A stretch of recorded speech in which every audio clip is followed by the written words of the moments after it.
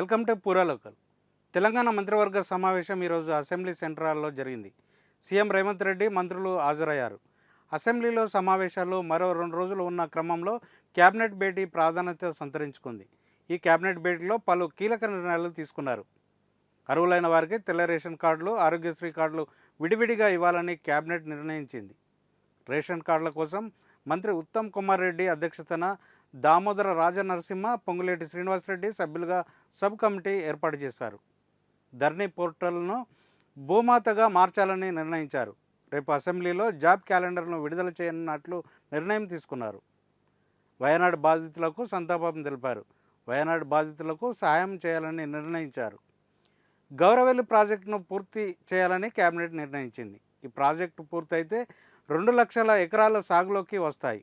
అదేవిధంగా Nizam sugar factory రీఓపెన్కు మంత్రి వర్గం నిర్ణయించింది. మూసి ప్రక్షాళన చేయాలని ఇందుకోసం నిధులు కేటాయించింది. హైదరాబాద్ నగరానికి మల్లన్న సాగర్ నీటిని తరలించేందుకు ప్రభుత్వం సిద్ధమైంది. ఉస్మాన్ సాగర్, హిమాయత్ సాగర్లకు తరలించేందుకు కేబినెట్ నిర్ణయించింది.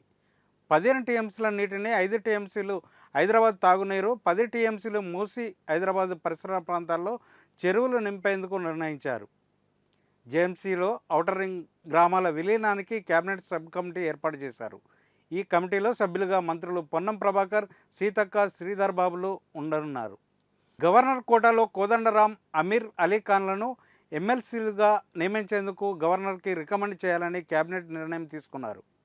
మరోవైపు రాజీవ్ రతన్ కొడుకు హరిరతన్కు మున్సిపల్ కమిషనర్గా ఉద్యోగం ఇవ్వాలని నిర్ణయించింది.